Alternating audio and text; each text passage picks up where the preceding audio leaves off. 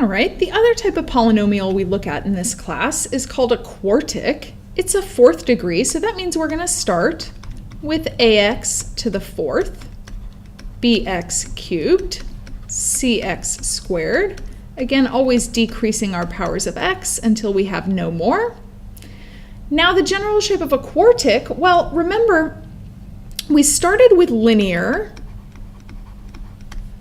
which looks like a line, of course. Then we have quadratic, which is a parabola.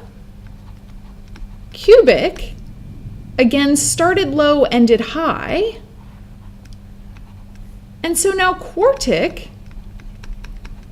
like a quadratic, is going to start high, end high, but now we might have an extra bump.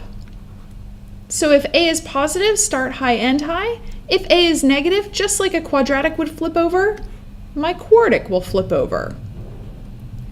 My number of bumps will go into factored form. So if I factored, then I would have potentially, if I drew in an x-axis here, I could have 1, 2, 3, 4 roots, power of 4. But I could have my bumps touching, and so if I had my axis up here, then it looks like I only have 3 roots.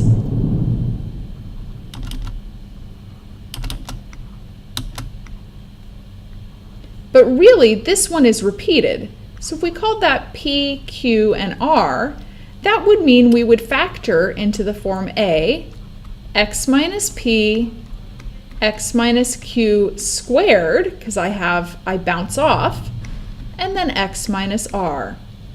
If I multiplied it all out, I would have x to the power of 4, because I have 2 of them here.